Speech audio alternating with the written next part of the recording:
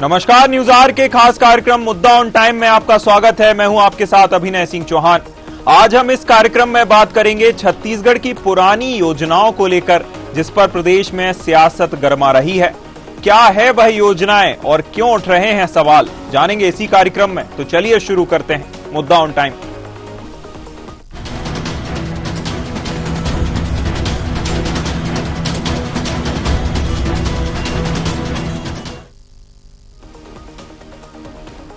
प्रदेश में अब पुरानी योजनाओं को लेकर राजनीतिक सियासत शुरू हो गई है। 2018 विधानसभा चुनाव के दौरान प्रदेश में कांग्रेस की सरकार आई और सरकार बनते ही कई योजना प्रदेश में शुरू की, जिसमें राजीव मितान क्लब योजना भी शामिल रही। इस योजना के तहत खेल कूद और सामाजिक काम के लिए आर्थिक सहायता दी जाती थी। हालांकि बीजेपी ने सत्ता में आकर तत्कालीन सरकार की योजनाओं को बंद कर दिया। हाल ही में पूर्व सीएम भूपेश बघेल ने एक बयान दिया कि सारी योजनाएं छत्तीसगढ़ सरकार ने बंद कर दी हैं। साथ ही प्रदेश में आपराधिक मामले बढ़ रहे हैं।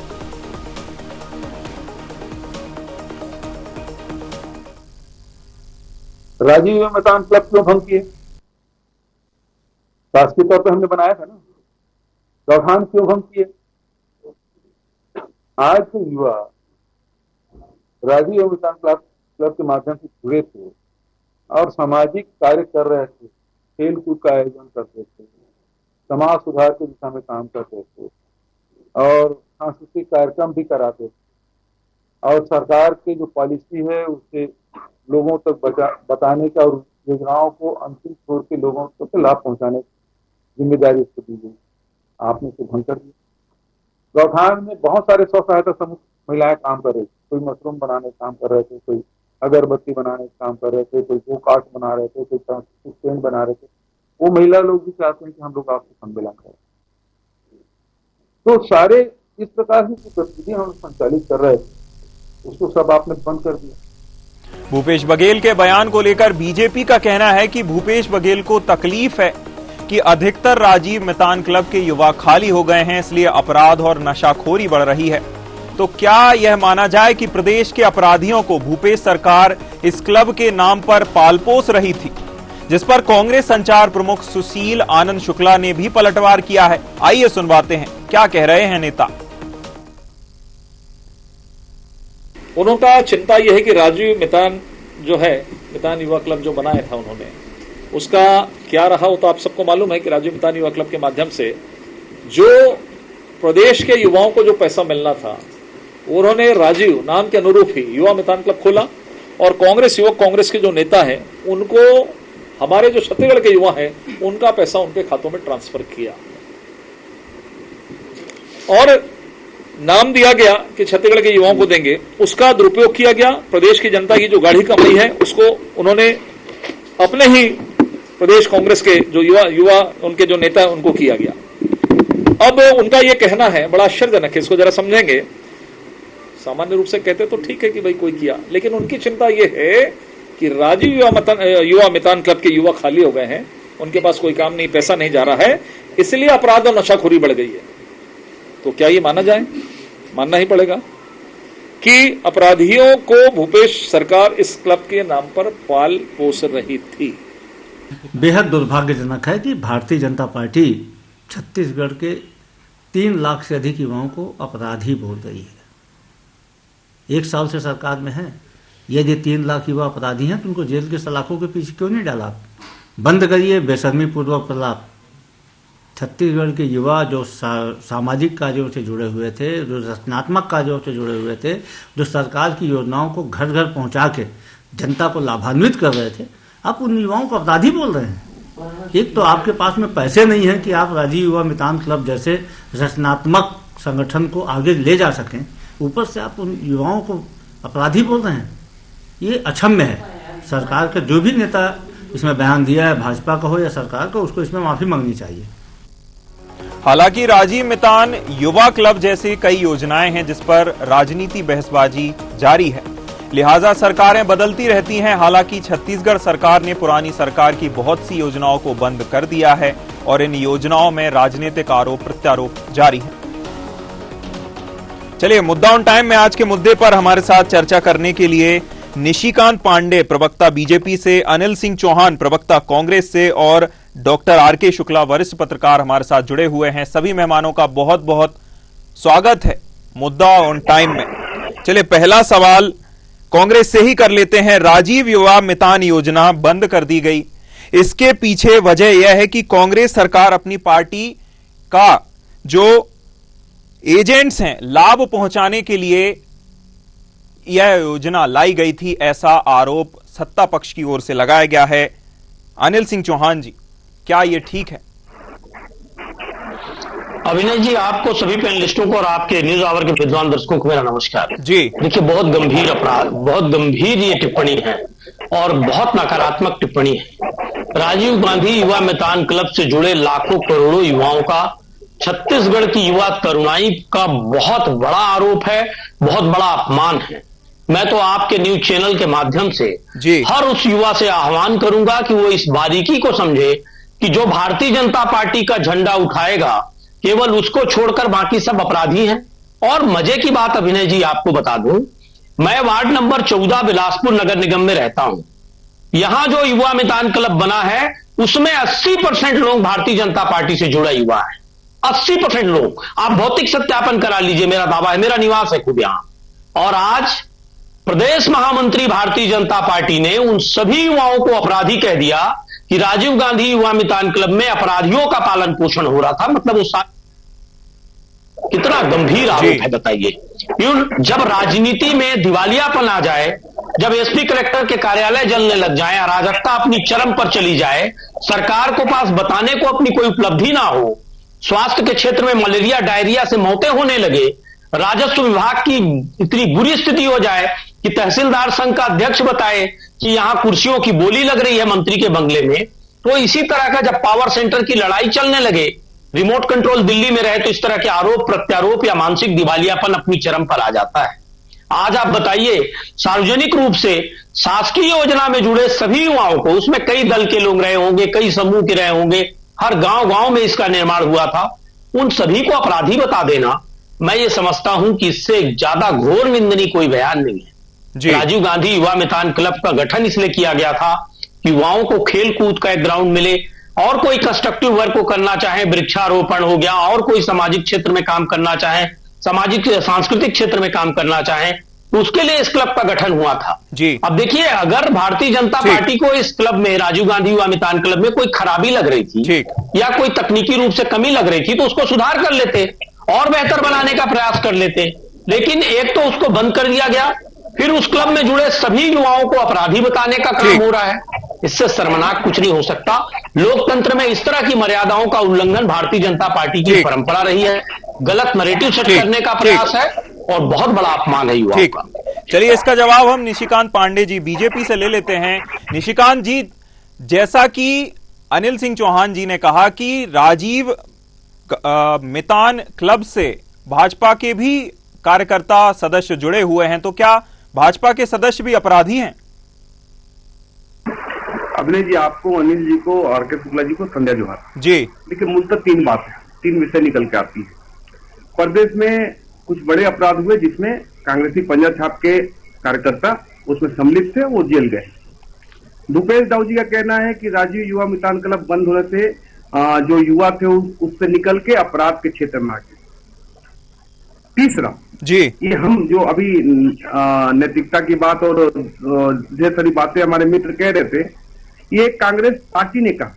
हमारा तो आरोप सिर्फ इतना ही था कि राजीव युवा मितान क्लब सिर्फ भ्रष्ट तंत्र को संचालित करने का एक प्रयास है, जिससे कांग्रेस पार्टी अपने कार्यकर्ताओं को पोषित और संरक्षित कर सके। लेकिन एक विषय अभी सुशीलानंद शुक्ला जी ने हमको दे दिया अभी अभी आपके डिबेट में, कि सरकार के योजनाओं को घर घर तक पहुंचाने के लिए उनको पोषित और संरक्षित किया जा रहा था। आप सोचिए, सरकारी पैसे से सरकार की योजनाओं को संचालित करने के लिए राजीव युवा मितान क्लब बनाया गया था। कल्पना से परे है। मतलब आपको इस बात का फिर से जांच कराना होगा। मैं तो आपके माध्यम से सरकार से भी आह्वान करता हूं कि सर्वप्रथम इसकी जांच हो कि जो बातें लगातार निकल के आ रही थी कि कांग्रेस के कार्यकर्ताओं को पोषित और संरक्षित करने का काम राजीव युवा मितान क्लब के माध्यम से किया जा रहा था, अब तो इसमें एक और बात सुशीलानंद शुक्ला जी ने गाहे बगाहे अनजाने में कह दी कि हमारे योजनाओं को जो डिलीवर करे थे घर घर तक, उनको महीने पे पैसा देकर रखा गया था। विषय क्या है, देखिए भ्रष्ट तंत्र का जो एक बहुत बड़ा आलम था, तो वो भी एक राजीव युवा मितान क्लब था। प्रदेश में 5 साल अगर किसी विवाद की चर्चा हुई तो 2 बातों की चर्चा बहुत महत्वपूर्ण है। एक तो अपराध का गढ़ बना छत्तीसगढ़, और दूसरा भ्रष्टाचार का केंद्र बना छत्तीसगढ़। लगातार हर विभाग में भ्रष्टाचार का बोलबाला था। 40-45% तक का सीएम सचिवालय में बैठ के कमीशन खोरी की जा रही थी। 25 रुपए टन के माध्यम से महादेव को अपमानित करके सट्टा को सीएम सचिवालय से संचालित करने का प्रयास किया जा रहा था। और आज हमारे मित्र और भाई कह रहे हैं कि नैतिकता नहीं होनी चाहिए। नैतिकता किस बात की? प्रदेश के संसाधन को लूट के 10 जनपद के एटीएम के रूप में जब आप काम कर रहे थे, उस समय अगर आप आईना देखते तो आज आप विपक्ष में नहीं बैठे होते। 71 सीट वाली कांग्रेस आज 34 में बैठी है। कुछ तो कारण होगा, यूं ही कोई बेवफा नहीं होता। प्रदेश की जनता पे आरोप लगा के ईवीएम का मामला लेके आए थे कि ये जनादेश नहीं है, ये चुराई गई जीत है, माननीय धनेन्द्र साहू जी ने कहा। और दूसरे दिन टीएस सिंहदेव ने क्या कहा जी, हमारे कार्यकर्ता नहीं है, बंधक नहीं है, हमारे यहाँ ये है, हमारे यहाँ वो। इतना कॉन्ट्राडिक्शन अभिनय जी मैंने कभी नहीं देखा। ठीक है, लेकिन विषय मात्र इतना है कि जिस तरह से प्रदेश में अपराधी के रूप में कांग्रेसी कार्यकर्ता पकड़े जा रहे हैं, और जिस प्रकार भूपेश बघेल जी ने स्टेटमेंट दिया कि राजीव युवा मितान क्लब बंद होने से अपराध बढ़ा है, ये दोनों संयोग है या प्रयोग है, इसकी भी जांच होनी चाहिए जी। ठीक है, चलिए इसी के साथ हम डॉक्टर आर.के. शुक्ला जी, वरिष्ठ पत्रकार, का रुख कर लेते हैं। आर.के. शुक्ला जी, योजनाओं पर इस तरह से रोक सत्ता परिवर्तन के बाद लगती है, लेकिन राजनीतिक फैसलों का लाभ या नुकसान क्या होता है बदलाव से? देखिए, आज की डिबेट के लिए जो हमारे दोनों ही पार्टियों के प्रवक्ता बंधु बैठे हैं जी, इन दोनों के अपने अपने आरोप हैं। अब उन आरोपों में या दावों में कितनी सच्चाई है, ये जांच का विषय हो सकता है। लेकिन आज का जो मुद्दा है कि राजीव युवा मिलान योजना जी को बंद क्यों किया गया। पिछली सरकार ने, जब कांग्रेस की सरकार थी, माननीय भूपेश बघेल जी ने 25,000 करोड़ रुपए इस योजना पे खर्च किए थे। एक बहुत बड़ी रकम कहलाती है, 25,000 करोड़ रुपए मायने रखता है जी। और इस योजना से 3 लाख युवा जुड़े थे। 1 मिनट को मान लेते हैं कि वो 3 लाख के 3 लाख कांग्रेस के कार्यकर्ता होंगे जी, ये भी मान लेते हैं। कांग्रेस पार्टी की सरकार ने अपने कार्यकर्ताओं को फायदा पहुंचाने के लिए अगर इस प्रकार की स्कीमें लॉन्च करके और पार्टी का प्रचार करने के लिए शासकीय पैसे का उपयोग किया है, तो ये भी नैतिक रूप से सही नहीं है। लेकिन दूसरी तरफ हमारे प्रदेश के 3 लाख युवाओं को, भले भी वो सबके सब कांग्रेस के कार्यकर्ता ही क्यों ना हो, अपराधी बोल देना ये भी नैतिक रूप से सही नहीं है। क्योंकि भले किसी पार्टी से जुड़े हों, हैं तो प्रदेश के नागरिक, हमारे प्रदेश के नागरिक हैं, देश के युवा वर्ग हैं। इस कारण से इतने बड़े समूह को एक साथ अपराधी कह देना भी न्यायोचित नहीं है। दोनों ही पार्टियों को, नेता हों, उनके प्रवक्ता लोग हों, उनके मंत्री हों, विधायक हों, कम से कम इन चीजों का ध्यान रखा जाना चाहिए कि हम जो स्टेटमेंट दे रहे हैं उसका समाज पे क्या प्रभाव पड़ेगा जी। अगर कांग्रेस पार्टी ने 25,000 करोड़ रुपए से अपने कार्यकर्ताओं किया है तो उसको जांच का विषय है, तो जांच होना चाहिए। क्योंकि वो पैसा का नहीं था, देश का पैसा था। लोग जो इनकम टैक्स देते हैं उससे वो पैसा निकल के आता है, उससे आप किसी अपनी पार्टी का प्रचार प्रसार नहीं कर सकते। दूसरी तरफ सीधे के सीधे लोगों को अपराधी डिक्लेयर कर देना भी शायद जी। चलिए इसी के साथ आगे बढ़ते हैं, अनिल सिंह चौहान जी का रुख कर लेते हैं। इससे पहले निशिकांत पांडे जी कुछ बोलना चाहते हैं। जी निशिकांत जी, छोटी सी प्रतिक्रिया। अभिनय जी, हमने या हमारी पार्टी ने कहीं नहीं कहा ये बात कि राजीव युवा मितान क्लब के सारे युवा अपराधी थे। ये भूपेश दाऊ जी के स्टेटमेंट के बाद ये बात विषय चर्चा में आई कि उस कारण से अपराध बढ़ रहे। अगर कोई ऐसा बात कहता है तो उससे मैं भी एग्री नहीं करता, लेकिन विषय ये है कि जिस प्रकार से प्रदेश में जो घटनाएं बड़ी हुई हैं, चाहे वो देवेंद्र यादव से लेके चाहे सूरजपुर वाली या बालोद वाली, कहीं भी घटना में पंजा छाप कांग्रेसी तो दिखा है उसमें, और दोनों बातों को क्लब करते हैं तो कहीं न कहीं ये संदेश जाता है। जिस प्रकार से भूपेश जी ने अपनी ही पार्टी का बैंड बजा दिया यह संदेह जाता है अब कि क्या राजीव युवा मतदान क्लब से जो पोषित किए गए कांग्रेसी, मैं सभी प्रदेशवासियों को नहीं बोल रहा हूँ, जो कहाँ संरक्षित किया गया, क्या अगर हाँ तो ये तो जांच का विषय। जी ठीक है, आगे बढ़ते हैं। अनिल सिंह चौहान जी का रुख कर लेते हैं। अनिल सिंह जी, कांग्रेस का आरोप है कि भाजपा छत्तीसगढ़िया जो संस्कृति है उसके खिलाफ है। इसके बावजूद भी चुनाव में 9 मंत्री कांग्रेस के हार गए। आखिर जनता ने आपको आशीर्वाद क्यों नहीं दिया? आपकी बात आप जनता को समझाने में कहां नाकाम साबित हो गए? बहुत अच्छा सवाल है आपका, बिल्कुल जवाब दूंगा। सबसे पहले मैं आपको क्लियर कर दूं, यहाँ हमारे जो वरिष्ठ पत्रकार महोदय बैठे हैं उन्होंने कहा 25,000 करोड़ रुपए खर्च हुए जी। मैं उनको बता दूं कि टोटल 256 करोड़ रुपए युवा मितान क्लब में खर्च हुआ है जी। कोई 25,000 या 2500 करोड़ भी नहीं हुआ है जी। सिर्फ 256 करोड़ रुपए का बजट दिया गया। नंबर 1 बात। ठीक। नंबर 2 देखिए कि संजय श्रीवास्तव जी जो प्रदेश महामंत्री हैं भारतीय जनता पार्टी के और प्रवक्ता भी हैं, बड़ा चेहरा है, वो खुलेआम कह रहे हैं कि राजीव गांधी युवा मितान क्लब में अपराधियों का पालन पोषण हुआ जी, जो बहुत आपत्तिजनक है। तीसरी बात देखिए, जो अभी यहां भारतीय जनता पार्टी के विद्वान प्रवक्ता हमारे निशिकांत पांडे जी बैठे हैं जी, उन्होंने कहा कि सुशील आनंद शुक्ला जी ने एक मुद्दा दिया कि सरकार की योजनाओं को घर घर पहुंचाने का काम कर रहे थे। तो निशिकांत जी को मैं साफ कर दूं और आपके विद्वान दर्शकों को भी कि कांग्रेस का एजेंडा घर घर तक नहीं पहुंचा रहे थे, सरकार का एजेंडा। सरकार जब कोई जन कल्याणकारी नीति बनाती है और उस नीति को अगर घर घर तक पहुंचाया जाता है तभी योजनाओं का लाभ लोगों को मिल पाता है। चाहे वो आवास योजना हो, चाहे वो किसी प्रकार तेंदुपत्ता की योजना हो, चाहे वो वनोपज की योजना हो, चाहे वो दाई दीदी क्लिनिक योजना हो, चाहे गोबर खरीदी योजना हो, किसी भी प्रकार की योजना, प्रतियोगी परीक्षाओं में फीस माफी की बात हो जो युवाओं को दी गई, चाहे अभी बसों में माफ होना था शुल्क, ये वाला मुद्दा हो। तो देखिए, सरकार की योजना को जब तक घर घर नहीं पहुंचाया जाएगा, सरकार की योजनाओं का लाभ जनता कैसे ले पाएगी, अपने अधिकारों को कैसे समझेगी? उसको निशिकांत जी ने गलत तरीके से ले लिया। तो देखिए, सुशील आनंद शुक्ला जी का कहना बहुत स्पष्ट था। अनिल जी, दूसरा, राजीव गांधी युवा मितान क्लब जो है, अगर भारतीय जनता पार्टी को लगता था काम का है तो इसको ये खुद भी उसका संचालन करते और सरकार की योजनाओं को घर घर तक पहुंचाते। हम तो उसको स्वागत योग्य बताते कि भाई सरकार कोई भी हो, उसकी योजनाएं घर घर तक पहुंचनी चाहिए, वो कहीं से गड़बड़ नहीं है। तीसरी बात, ये कांग्रेसियों को कह रहे थे अपराधी। देखिए, अपराधी की कोई जाति नहीं होती। कवर्धा में जिन लोगों ने हत्या की वो भी भाजपाई, जिनकी हत्या हुई वो भी भाजपाई, जिस खनिज माफिया ने दल पे हमला किया वो भी भाजपाई, मैक्सिमम जगह जो बलात्कार, रेप, माफियाकरण सब भाजपाई है। तो देखिए, अपराधी की कोई दल नहीं होता, अपराधी अपराधी होता है और सरकार का काम अपराधी की जाति, पाति, धर्म या दल बताना नहीं है। सरकार का काम अपराधी को अपराधी, अगर कोई आरोपी है तो उसको अपराधी सिद्ध करना है। झूठे मामलों में किसी को फंसाना भी नहीं है, उसको दलगत मामले में बदनाम करना भी नहीं है। ये सरकार का नैतिक कर्तव्य नहीं है। भारतीय जनता पार्टी केंद्र से लेकर यहां तक डबल इंजन का एक ही उपयोग कर रही है कि कैसे विपक्ष को, कैसे ईमानदार पत्रकारों को, कैसे जो सवाल पूछते हैं सरकार से उनको घेर कर जेल भेज दिया जाए, झूठा फंसा दिया जाए, उनको बदनाम कर दिया जाए। अच्छी परंपरा नहीं है, मर्यादा के विरुद्ध है लोकतंत्र के। ठीक है, एक सवाल के जवाब में आपने जो आरोप हैं उनको तो कितने ही आरोप दाग दिए। निशिकांत पांडे जी इसका जवाब देना चाहते हैं। निशिकांत जी, जवाब दीजिए।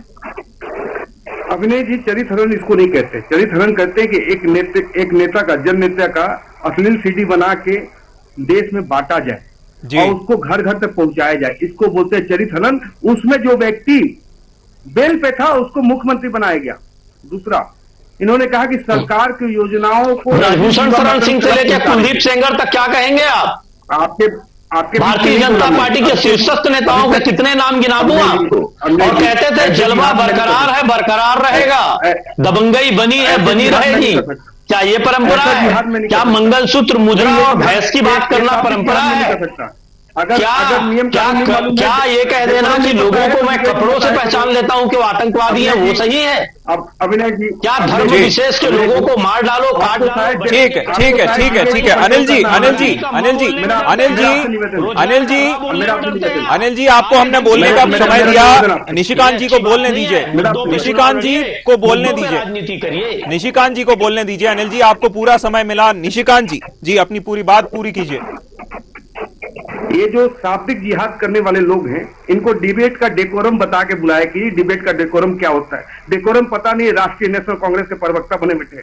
विषय ये है, ये बता रहे थे बलात्कारी अभिषेक मनु सिंघवी का वीडियो आया था जी। एक महिला वकील को जज बनाने की प्रक्रिया में लिप्त थे, अभी राज्यसभा भेजा गया है जी। कर्नाटक के विधानसभा में अगर बलात्कार रोक नहीं सकते हो तो नेक्स्ट एंजॉय करो की बात आपने कहा। जिन आरोपों का कोई सर पैर नहीं है।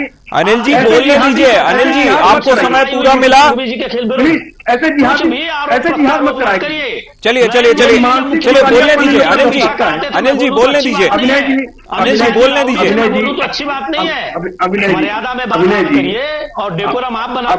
ठीक ये मानसिक दिवालियापन है। ठीक है चलिए आगे हम वरिष्ठ पत्रकार जी का रुख कर लेते हैं। लगाने के पहले क्या मैं अपनी बात कर सकता हूं? सोशल मीडिया के तथ्यों के आधार पर क्या मैं अपनी बात कर सकता हूं? जी बिल्कुल। अनिल जी आपकी ऑडियो को हमें डाउन करना पड़ेगा अगर इसी तरह आप बोलते रहेंगे। बोलने दीजिए, अपनी बात को पूरा करने दीजिए। अनिल जी राष्ट्रीय नेता पर ये मानसिक दिवालियापन, ये मानसिक दिवालियापन है। ये जज है और या तो वो एक लोकप्रिय चैनल पर बैठे हैं। अभिनय जी अच्छी बात नहीं है कि जबरदस्ती सोशल मीडिया के तथ्यों के आधार पर वो नाम लेने लगते हैं, ये गलत है। सोशल अनिल जी क्या गलत है क्या सही है? नाम लिया है अनिल जी, तो वो FIR में है, तथ्यों में है, कानून में है, तो मैंने नाम लिया जी बिल्कुल। सोशल मीडिया से लाके कोई चीज बोलने लगता है। ठीक है अनिल जी। निशिकांत जी जो तथ्यात्मक तौर पर अब तक साबित हुआ है उस पर बात कीजिए, आरोपों पर बात मत कीजिए। जी निशिकांत जी। कौन सा तथ्य? विधानसभा के पटल पे कर्नाटक का विधायक बोला इनका जी। ये PSC के माध्यम से जज बने। Who the hell are you? आप जज नहीं कर सकते मुझे। आप अपने समय में बोलेंगे। मानसिक दिवालियापन का जी बिल्कुल यहाँ पे नमूना मत मिले। ना तो मैं आपकी ED से डरता ना CBI से। अनिल जी चर्चा का अनिल जी सकारात्मक अर्थ निकलने दीजिए। चर्चा का कोई सकारात्मक अर्थ ऐसे का भी प्रयास नहीं कर रहा हूं।